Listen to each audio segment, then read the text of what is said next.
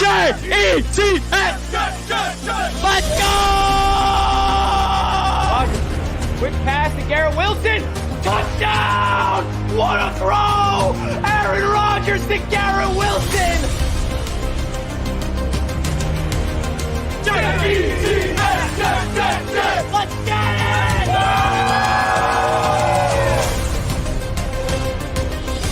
Wow! Jet Life Stadium. Aaron Rodgers is home, baby.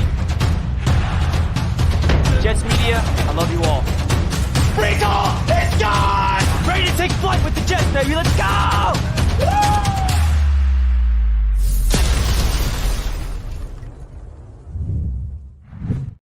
What is going on, everybody? My name is Richie, and we have a special guest, a fellow Rich, the ESPN insider, Rich Cimini. Welcome to the show.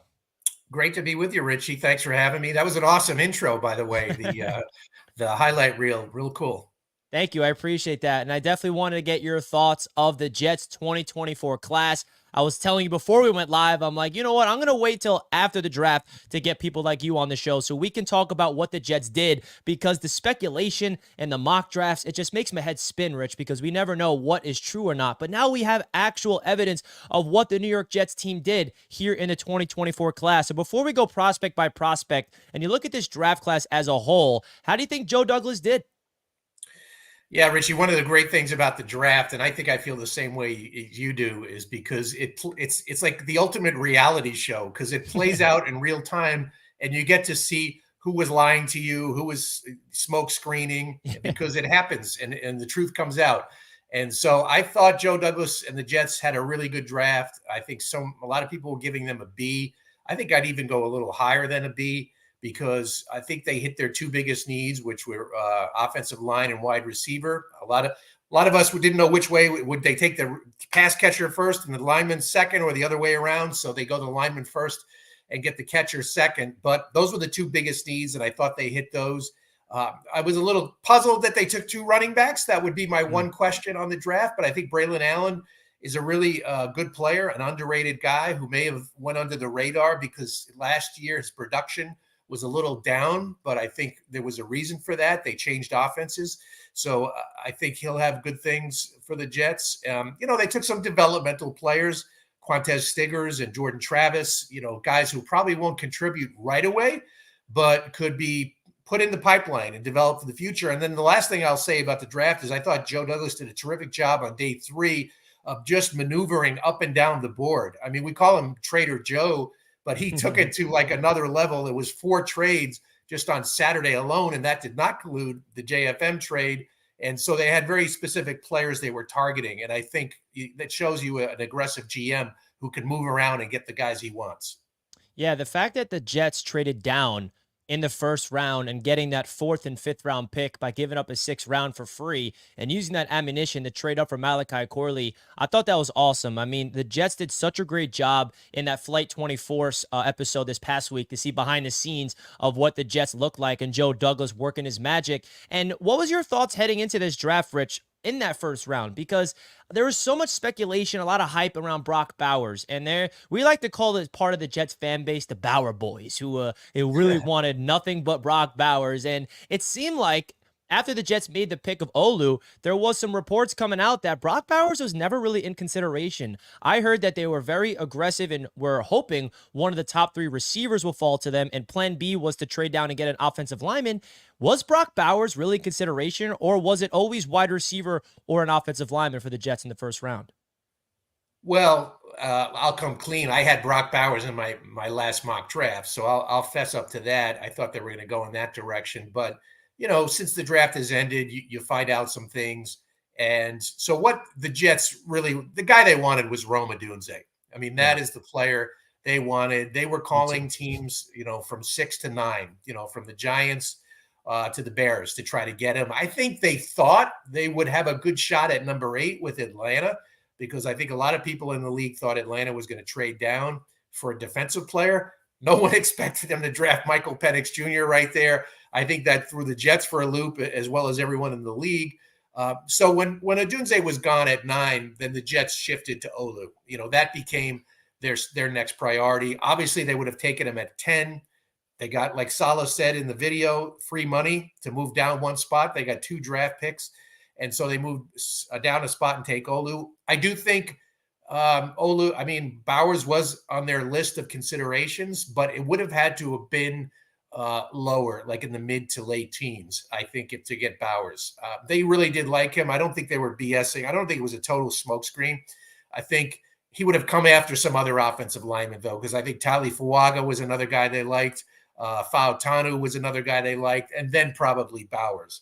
So had they traded down to 15, 16, even 17, that it was a team, they were interested in coming up, then I think maybe Bowers, but it was clearly an offensive line focus for Joe Douglas.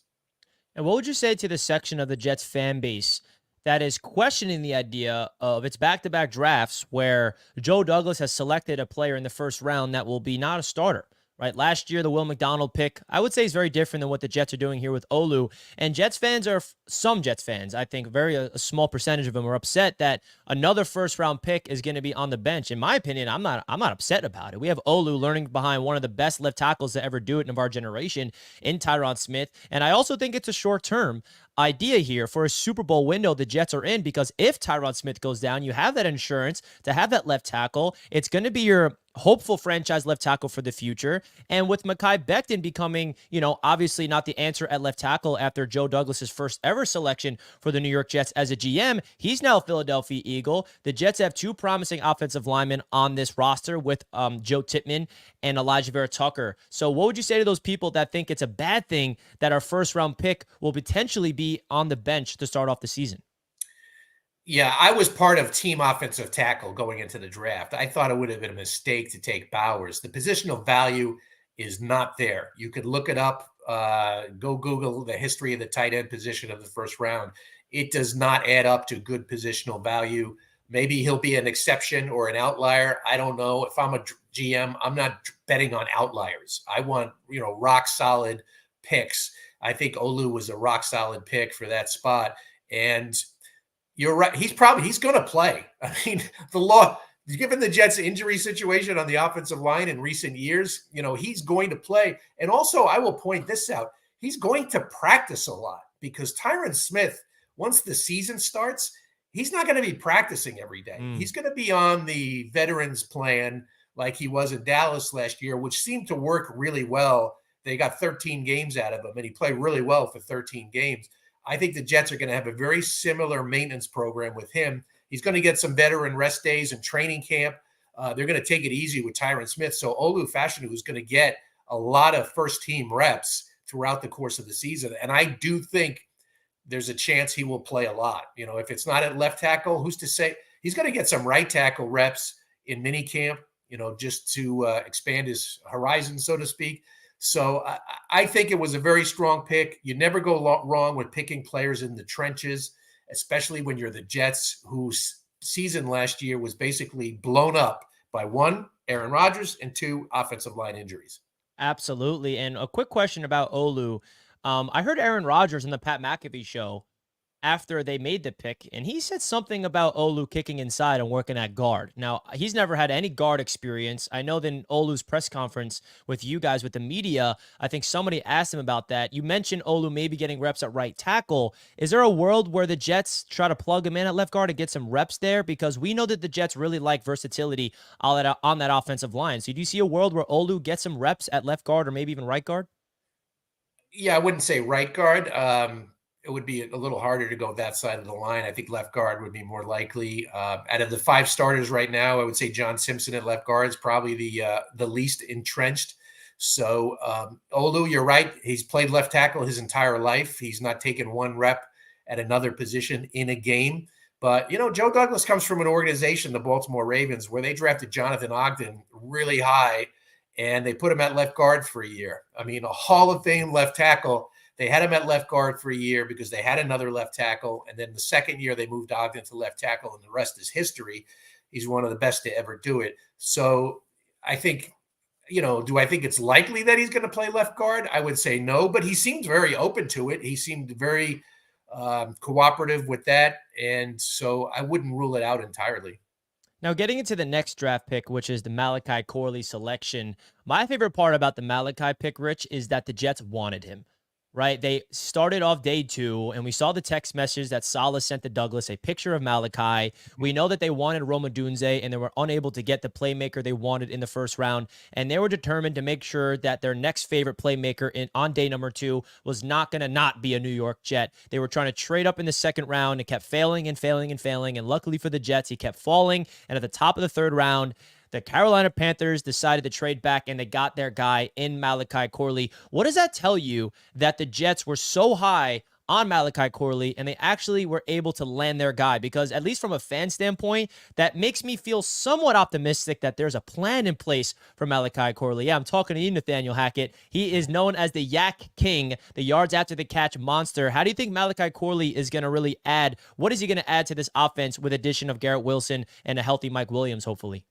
Yeah, well, he's a different kind of receiver, so they're going to have to manufacture plays for him because he is not the most polished route runner right now, and he doesn't have as an expansive as a route tree as some other guys coming out of college.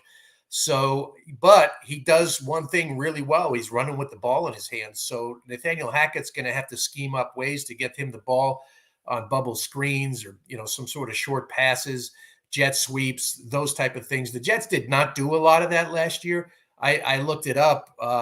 They had only 22 completions on wide receiver screens last year. And on those plays, they only averaged 6.5 yards yak. Whereas San Francisco, with guys like Ayuk and Debo, averaged 13 and a half yards yak on wide receiver screens. So they're going to have to design plays for him.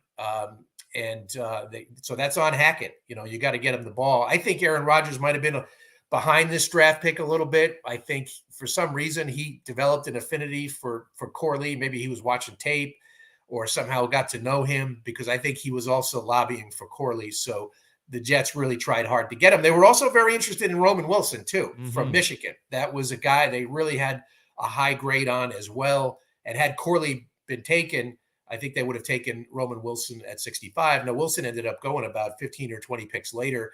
So different kind of player. Wilson, more of a polished wide receiver, definitely faster. Corley, bigger, stronger, tougher, more of a tackle breaker. So two different types of receivers, and time will tell which one turns out better. Yeah, and I think that the Jets are trying to formulate a new identity on offense. Well, obviously they should, right? Because it has not been successful for They a had no long, long time. identity. Yeah, Yeah, they had no identity, right? I take that back. But it Yeah. feels like they're trying to get more physical and more violent. They always use that word and run angry, right? And that's what Malachi Corley brings. And another physicality element to the game that they brought in the draft is Braylon Allen, right? So Braylon Allen was a guy that I really wanted the New York Jets to draft personally when I did all my mock drafts. He was my favorite running back to get in the 4th round. As you know, Rich, Joe Douglas has drafted a running back every single year. He's been a GM for the New York Jets. Now, I didn't expect him to double dip at running back, but they got Braylon Allen from Wisconsin. What do you expect from him as a rookie and being that compliment next to Breece Hall? And maybe what does that mean for Izzy? I think Allen will be the RB2. He's a big back. He was 235 pounds at the scouting combine. He was the heaviest running back. You're absolutely right, Richie. They're trying to create more of a tough physical mindset on offense, with bigger guys. You saw it with Malachi and now with Braylon Allen for sure. And Allen, his numbers went down last year. I mean, he rushed for over 1,200 yards in his first 2 years. And then last year he was down to about 900 and change. And so I think a lot of NFL teams looked at that and saw it as a negative, but you do your homework on it. When he was rushing for 1,200, it was in a pro style offense for Paul Christ. They changed coaches. They go to a spread. Well, a spread is not great for a 235-pound running back. All of a sudden he's running draws and delays, and that's not ideal for his skill set. So I think the Jets saw that drop and attributed it to the change in offensive schemes. So I think they're getting a good value with that pick. I do think he'll be the backup. He will play special teams. And this was a key in their evaluation: pass protection. Izzy Abanaconda, fast guy, if there's a hole, he'll hit it, but not a physical player, struggles in pass protection. Braylon Allen will be a good player in pass protection. I agree. I think that Braylon Allen fits what the Jets are trying to establish for this offense. And man, oh man, I think that he's going to be a beast running next to Breece Hall, and he fits what the Jets are trying to do. Now, Rich, I've been very consistent as well. I love this class for a lot of reasons, and the reason why I do is because they drafted players that I actually wanted. How about that? I mean, as a fan, it's rare when I make mock drafts and they draft the players I wanted. And the one guy that everybody has been watching my YouTube channel leading up to the draft know my draft crush was Jordan Travis. And the fact that the Jets actually drafted him, I'm on the cloud nine. I was on him from the early in the draft process. I felt like the Jets needed to get a quarterback for the future in the mid rounds. I did not expect him to go early in the draft for a quarterback, obviously. And Jordan Travis was my guy because of the injury he sustained. I think that the FSU was on the way to college football. I love his physical ability. I love his mental ability. I just overall think that Jordan Travis sitting next to and behind Aaron Rodgers and Tyrod Taylor for the next 2 years is going to do wonders for him as a prospect. So what do you like about the Jordan Travis pick, and what should Jets fans expect from him as an overall prospect based off the research you've done on Jordan Travis? Yeah, he's had a really interesting career. He was basically went to Louisville to be the next Lamar Jackson. He and Jackson both from the same area in Florida. He's from West Palm, and goes up there to be a dual threat quarterback. It doesn't work out with Petrino. They fire Petrino and he transfers to Florida State. And he really was like a dynamic person in transforming Florida State into what they became. They were not, we know that they've made quite a turnaround the last couple of years. So he was really a good culture setter. I think the Jets fell in love with his intangibles. They sent Hackett and Downing down to West Palm to meet with Jordan Travis and take him out to dinner and huddle up with him and get to know him as a person. And I think they fell in love with the kid. And, we don't know. He's out indefinitely with that ankle injury. They're not going to rush him back. There's really no need to rush him back. And he's a good dual threat quarterback. He can make plays outside the pocket. He sees the field really well. He does not have the strongest arm. That's the knock on him. That's probably why, even if he had not been injured, he probably still would have gone in the 4th or 5th round. Not a great arm. Not the biggest guy, 6'1", kind of a smaller frame. He's had some shoulder injuries in his career as well. So you wonder about the durability, but he lands in a perfect spot. Kind of reminds me of Tyrod Taylor when Taylor came out many moons ago as kind of a dual threat quarterback. So he's going to learn from two guys who've been, I think, not the two oldest quarterbacks in the league, because Andy Dalton's a little older than Tyrod Taylor, but two of the three oldest quarterbacks in the league he's going to learn from. And I think it's a great situation for Travis just to learn in a stress-free environment. He doesn't have to be rushed into the lineup. I agree. And obviously, the Jets have drafted two quarterbacks previously in Darnold and Wilson, and they both had an opposite situation. They get drafted at the top of the first round. Jets fans are expecting him to be something right away. They throw him into the Wolves in week 1 as a rookie, and it spirals downward. And I'm happy the Jets are taking this approach to look into the future and get a guy that they can groom in the next few years. Now, the last question I have for you, Rich, is something you've learned, I'm sure, as a reporter for the New York Jets about this fan base is we're never satisfied. I mean, personally, I think this roster is the best it's been in my life as a fan. Just on paper, everything has to go in our favor from an injury standpoint. Salah's got to figure out a way to get these guys on the field and play together and win football games. But do you see any moves in these next few weeks? Because in May, there's usually some type of waiver wire claims, or maybe there's some veterans that the Jets can bring in free agency. Their cap situation is very interesting. They had to trade away John Franklin Myers. Do you see any more moves happening before the start of OTAs, or do you think the roster, how it looks right now, that's it? The roster's never set, so I definitely could see some moves. I think it would be very wise to re-sign Connor McGovern, just to give them some more depth on the offensive line behind Tippmann at center. Joe Tippmann is a very young player. He ended up playing a lot last year, but still a relatively young player, still learning. And I think Connor McGovern is such a good locker room guy. You want guys like that on your team. So I could see that happening. I know everyone is looking at safety because there's some big names still out there in the safety market. I think the Jets have, right now they have Tony Adams and Chuck Clark. They got Ashton Davis. It's a room. I think the Jets maybe wish they had drafted a safety if they had to second guess themselves, maybe not coming away with a safety. So that would be an area to look. I know everyone is asking, for my podcast, I always take questions. Everyone was asking about Justin Simmons from Denver for the obvious reason. He's a really good player, and he got whacked by Sean Payton in a salary cap move. I'd be a little surprised. Jets, we know, do not pay for safeties.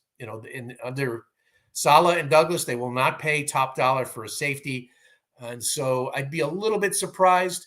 I think they also want to see what they get out of Chuck Clark. But I know someone who's talked to Justin Simmons. His priority is winning. He has never been in the playoffs, believe it or not, in Denver. He wants to go to a team that can get him into January. He wants to play playoff games.